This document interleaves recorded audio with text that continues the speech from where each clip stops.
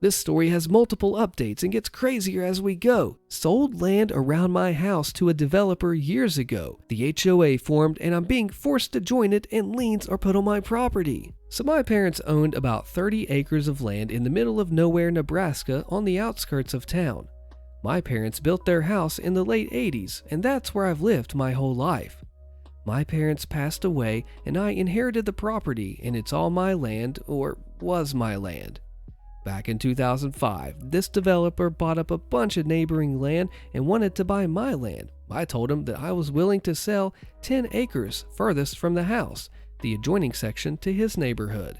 He asked for 20 acres, and I told him that the second 10 acres would be triple the price, and he agreed. And we signed the paperwork, and he bought the land, and I was paid for it. End of story, or so I thought. The land sat empty for over a decade, since it took a while for him to sell the plots of land that he made to home buyers, and his company built houses. From about 2005 to 2012, the land sat empty, and I didn't mind. I still mowed the grass and whatnot to keep it tidy, but never tried to take the land over or anything. By fall of last year, he had finished the entire area, and there's about 200 homes in that neighborhood. Because of the neighborhood, my 10 acres is now worth about 10 to 20 what it was originally worth, and the HOA knows that. Since September of 2017, I've had a bunch of angry letters and citations left on my property and in my mailbox. Some of them include having a barn larger than 7 by 7 feet. I have a 20 by 40. Having abandoned vehicles on my property. It's a project car shell that I'm working on. I have the actual chassis in the barn, but it needs quite a bit of work. I bought an old rusted body and it sits outside and will continue to do so until I can deal with it. Having a non-conforming mailbox, still no idea what the heck this is. And then having improper roof tiles, again, no idea. I ignored them and told the HOA members that I'm not part of their neighborhood and therefore have no reason to follow their bullcrap rules. The HOA says since my property values have gone up, I owe back dues from the date that I sold my land, before there was even a single house built, and have to correct everything on the list. The back dues are currently $10,200, but they state that if I don't pay by December 31st, 2017, I'll be charged interest that has accrued. Again, no idea where they're getting the interest from, but I believe their HOA fees are around $750 a year. It'll cost me about 15 to 20 grand to fix my house. I think it's absolute bullcrap that they can even make me try to do so. I went through all the documents I signed, and not a single document from the developer makes any mention of an HOA or my association with it, and I have no idea why the HOA is coming after me. I live almost a half a mile away from the nearest house that belongs to the neighborhood. The entire neighborhood has its own little custom street signs and lamps. I don't have any of that, so how can they say I'm part of the HOA? They said to either pay up or they'll put a lien on my property and take it over. From what I understand, if I pay the 10 grand, doesn't that mean I'm admitting to guilt and be forced into the HOA? An update. So I just had an hour-long discussion with the lawyer and he went through all the documents. He asked if I was sure that was every document and I told him it was. And it was. When I sold all the documents, I put them all in the same folder along with my taxes. He says that there is no chance I'm in the HOA since I didn't sign anything. He'll let me know that he'd be glad to send them a cease and desist letter to the HOA. I brought up adverse possession, and he suggested I don't pursue it since I want them to leave me alone rather than instigate anything bigger. So, for now, he said to not pay anyone or sign anything. He'll mail out the cease and desist letter today, and he says if the HOA tries contacting me, I should just tell them to contact him instead. So, I think I'm in the clear for now. Next update. So I met with the real estate attorney that was referred to me by a Redditor on here, and I did the title search, and I'm in the process of trying to find the old developer's master plans. So far, here's what's been dug up. I sold my land to developer A. He owned the land for about 2 years and then filed bankruptcy and lost the land to the bank. That's when the maintenance of the land went to crap, and I was mowing it and taking care of it, cause the bank didn't care. The bank sold it to developer B, and that's the person that built the current neighborhood. We got in touch with developer B, and he said that he was no longer part of the neighborhood, and, in fact, the HOA is in charge of the entire area. His company just owned the lots, and they sold and built on them for the families, and they have zero say anymore. I asked him about the master plans and if he thought that he owned my remaining 10 acres, and he said, well, absolutely not.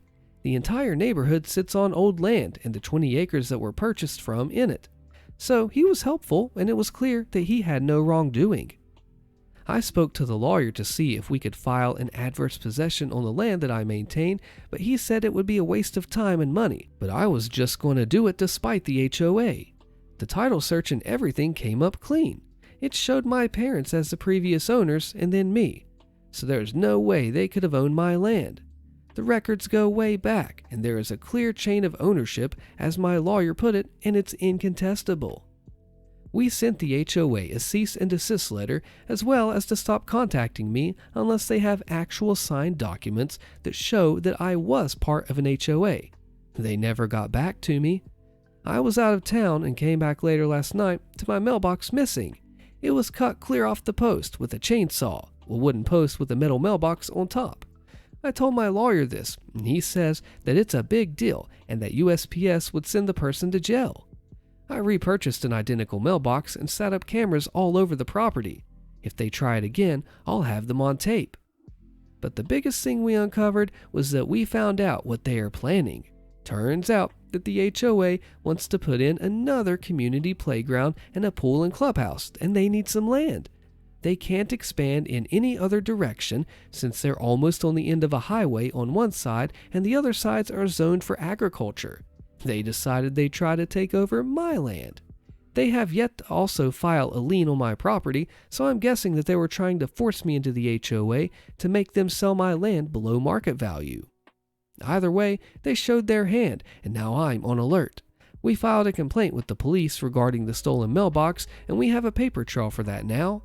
It's just a waiting game to see what they do next, I guess. Should I send them a letter saying that I know their plan and there's no way they can get my land? They have their monthly meeting every second Tuesday of the month, so it's in a few days, and I'm sure I'll be the topic of discussion. Should I go to it? So this is part 3 and most likely the final update for now. So I was away for the holidays, and I came back on Monday to find that my project car was towed out of my driveway.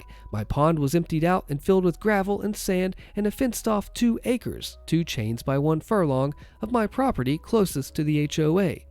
I immediately called the police and filed a report regarding the stolen property. The car wasn't registered and was just an empty shell, so I have no idea where it is, nor will be easy to track. It's not worth a lot, maybe $2,500, but it's just a principle of that jerk president of the HOA. I had my lawyer draft up the cease and desist and sent it nearly 2 weeks ago, and they haven't contacted me in any way except this. I hired a local salvage company to come tear up the fence this weekend, and they're doing it free of charge since I'm letting them keep the fence to sell as scrap metal or whatever else they do with it. My lawyer suggested that I send up a letter demanding payment to fix my pond as it was filled in with gravel and sand. A local landscape company quoted nearly $8,000 to me to get the pond back to the way it was, so that's what he suggested I ask for, and another $2,000 for loss of use of the pond. The HOA has lawyered up, so I think it's best that I no longer post anything on here until it's settled. Do you think this is just abuse of power, or what do you think is going on here? I think they're trying to take advantage of him, hoping he's going to give in. What do you think? HOA harassment, posted by Aliens Talk to Me. I own a rental property. It's a second-floor condo. Every so often, the neighbor below claims that I have a leak and he wants his plumber to repair my unit for free. Ha, no. I have a service plan with the highest rating plumbing company in our area. Each time they inspect my unit for leaks to repair, and no leaks are found. At first, I did not submit the paperwork to the HOA, and then the neighbor began forcing his way into the unit and showing up with a gang of men, or board members. I present the paperwork, and they still declare my unit is leaking. Now, I send all the paperwork online. They still say my unit is leaking, and I just need to let the neighbor's plumber in to make free repairs. Now I have to threaten to call the police and have them arrested for trespassing and harassment. The HOA members in the email threaten to assist the neighbor below with pressing charges against me after they have inspection paperwork from the highest rated plumber in our area. The neighbor below has made all his plumbing repairs in his unit with his repairman and would have been unable to make any plumbing repairs upstairs. There is no documentation or inspection of his repairs. What are my legal options against the HOA for encouraging my neighbor's behavior? My current plumber currently has 19,417 reviews on Google and is rated at 4.9. I have multiple rental properties and each rep they send is amazing and professional, and that's why I continue to pay for their service plan. This comment says, perhaps the leak is in between the units. That may fall under the HOA's purview. OP says, I agree with you, but the neighbor downstairs allows his plumber to make undocumented and uninspected repairs, and the HOA is not being held accountable, and the HOA has never paid the neighbor for his repairs. I refuse to go along with it. I'm no lawyer, OP, and that's exactly why I'd get one to stand my ground against the HOA. Our HOA has been taken over by a rental company, posted by 3Cat Mafia. Our neighborhood in upstate South Carolina began construction in early 2020. We purchased our home in 2021 and moved in shortly thereafter when construction on our home was finally complete. We aren't completely satisfied with our house, but we got a low rate, and for a starter home, it isn't awful. The houses are close together, as is common for a new neighborhood these days, and construction was still ongoing for the rest of the neighborhood. We were told there would be about 120 houses total. About halfway into our time there, we received notice from the builder that the homes would no longer be property of the builder and that they would be turned over to a rental company and would no longer be for sale, but for rent instead. So there are about 40 or so homes that have been sold and the rest are rental homes. There were many questions at that time what that meant for us as homeowners, but we were assured that there would be no issues with the rental properties or the company at all, and that everything would be kept separate. Within the last 2 months, the rental company began to stage a takeover of the HOA without informing homeowners. One very involved homeowner caught wind and demanded a meeting. We have no official HOA board, which is kind of nice because we have no busybody HOA, no strong rules and whatnot. And a meeting took place last night. I was unable to attend, but apparently the rental company representatives did not show up. But since they have majority stake in the neighborhood, they automatically are able to take over the HOA. So every rule they apply to the rental properties in the neighborhood now apply to all of the owned properties in the neighborhood as well. So far, we are unsure what this means. Lawyers are being contacted. If I had known this was ever going to happen, I would not have bought here. It feels like a bait and switch. I was fine without almost absent HOA previously. I don't want to be subject to rental rules when I'm not even a renter. Oh my goodness, straight up your answer here is lawyer up. I mean, they are going way above where they should be, and this is something that's above your pay grade to be able to tackle by yourself. Let me know what you think. My at the time girlfriend, now wife, rented a townhouse with friends in a community that had an HOA. There was parking reserved for guests of the tenants. Ironically, parking was always an issue for my wife and her roommates, but always simple for me. I just popped on the visitor's pass and I was good to go in that lot. I spent the night probably once or twice a week, and one day I awoke to find my car missing. After some ace detective work, I found out that my 10-year-old, at the time, 5-speed manual transmission Honda had not been stolen, but just towed. When I reached out to the HOA, they told me that there was a provision in the bylaws that said a car could only be parked in a visitor spot for a maximum of 72 hours, and that a board member submitted my car to a list of cars to be towed due to abusing a visitor's pass. They argued the language in the bylaws was such that the total amount of time that a car may be parked in the visitor's lot was 72 hours, non-consecutively. For example, if you park there once a week for 10 hours each week, on the 8th week we are in violation of the policy. This in opposition to the clear purpose of the provision, which is to prevent people from storing their cars in the lot. They summarily denied my request at the next HOA meeting to recover the $150 towing fee. Long story short, I sued them in small claims court and got back the towing fee plus court cost. Plus, they engaged a lawyer, so I feel good about wasting some of their retainer as well. Deleted says, we live in a condo and began receiving $100 fines for not picking up dog poop. The area behind our building is a common area, and lots of people walk their dogs around. I offered to submit DNA testing for my dogs, and they ignored me and continued to send notices of fines. I began taking my phone with me on every walk and took photos and videos of me picking up dung with timestamp evidence. I sent a folder full of photos to the HOA with photographic evidence that I was picking up after my dogs. We continued to receive fines. I got a small trash can and kept on my patio, and I began saving my bags of dog crap for 2 weeks. I did tie the bags, but they were still obviously smelly as dung bags are very thin plastic.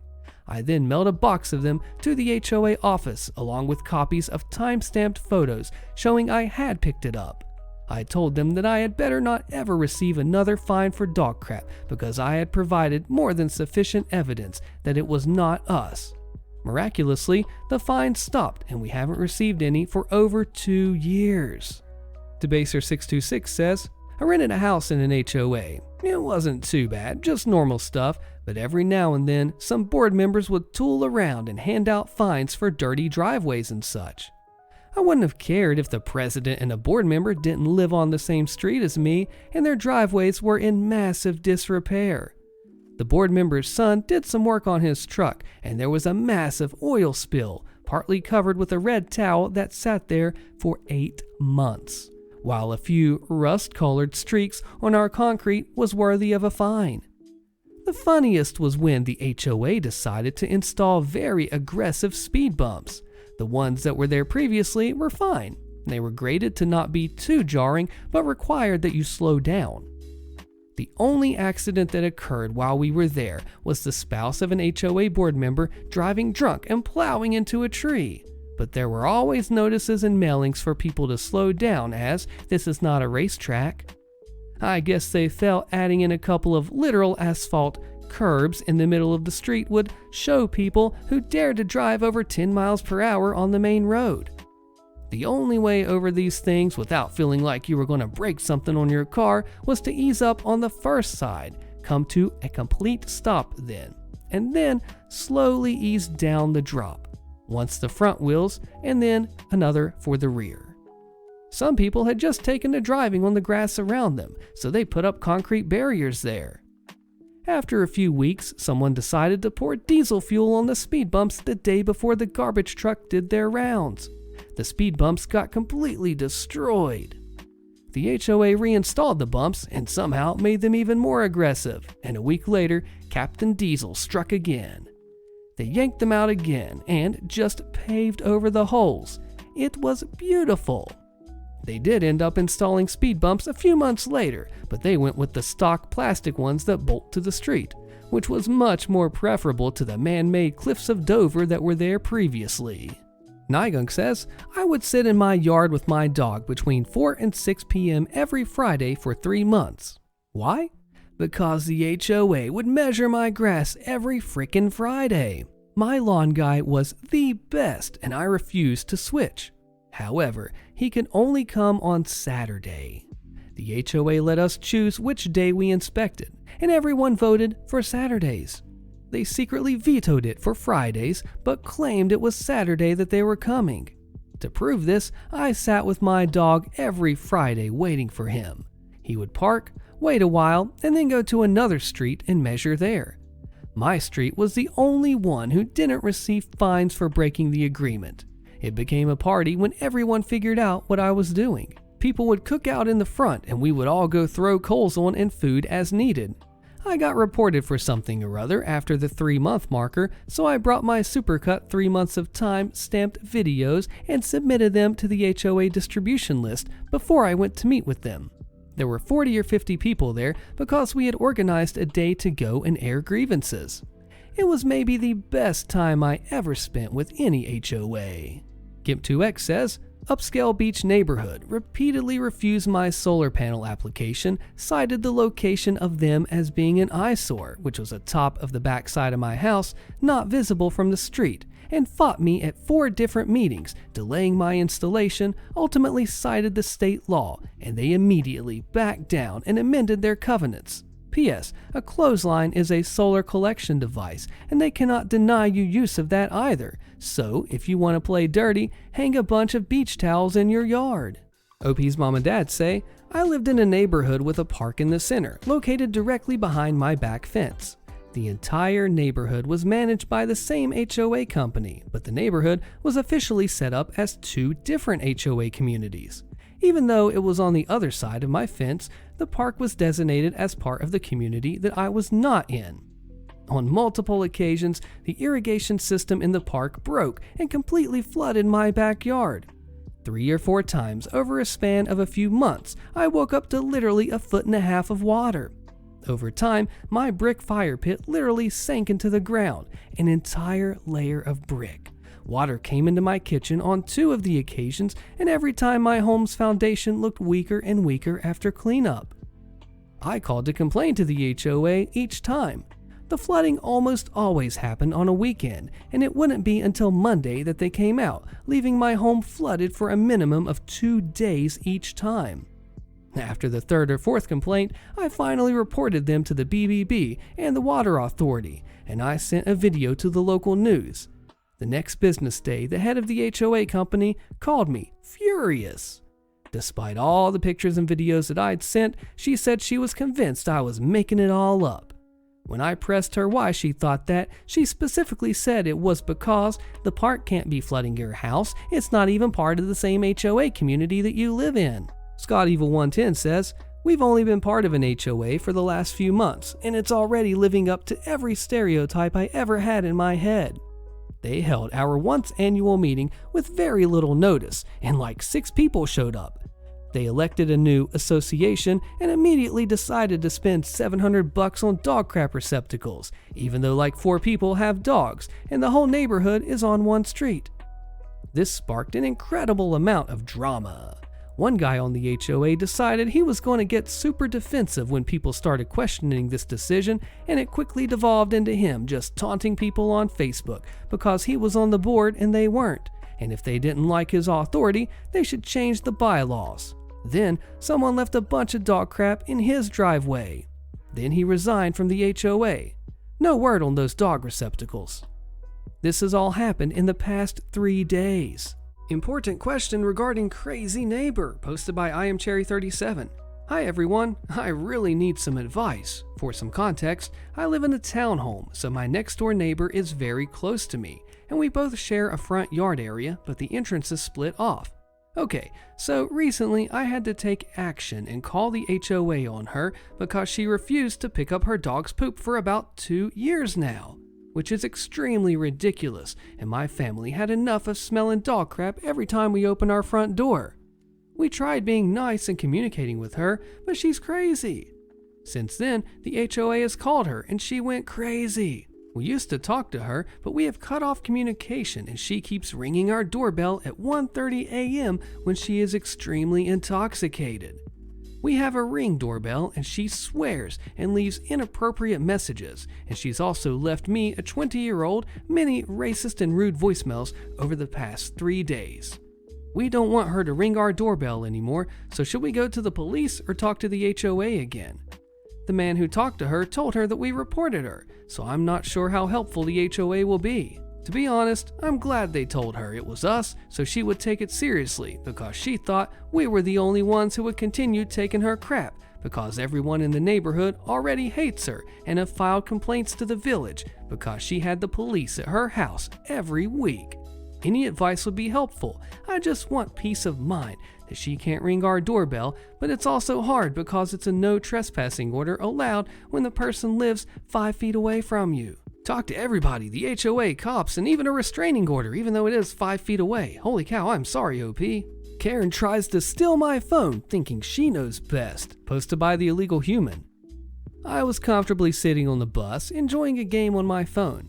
Being considerate, I always keep my phone on silent so I wasn't disturbing anyone. The bus ride was an hour long, which gave me a great opportunity to have some gaming fun. Suddenly, a Karen I didn't know comes up to me, demanding that I give her my phone. It turns out she believed it was her responsibility to teach me a lesson about using phones on public transport. She thought taking my phone was a noble mission. She genuinely thought that she was doing me a favor by taking away my source of entertainment. She believed that losing my phone would be beneficial for me in the long run. I calmly try to reason with her, expressing my confusion and explaining that I wasn't causing any harm. However, it becomes clear that she strongly believes in her righteous mission. She genuinely thinks that taking my phone is her way of imparting wisdom and correcting my behavior. And after a couple minutes of arguing, she didn't. She then yells at the bus driver that I stole her phone. The bus driver gets out of his seat, and he was believing her, so I told her to take my phone, turn it off, and give it to the woman to try to unlock it. She does a random password. It doesn't work. She does a random password again. It doesn't work, and again until the phone locks. I tried telling the bus driver that since she doesn't even know the password to her phone, then it's hers. The bus driver was still a bit skeptical, so when the phone unlocked again, I put in my password and got in on one try.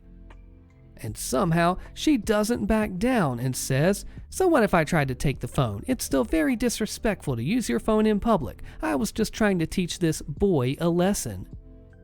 I spent 40 minutes waiting for the bus because Canadian transit is a little piece of crap, and when I sit down, I'm trying to relax by playing some games. This Karen tries to steal my phone. Karen, stealing your property? Of course. I play Clash of Clans and Mighty Doom on my phone, and it's just entertainment. Even made videos on it. Karen's gotta stop stealing property that's yours thinking it's hers. The HOA demands they put a lien on my house, but I'm not even in the HOA. If you like the first story in this video, you're gonna love this one, so click a video on your screen, you don't want to miss it, and I will see you there.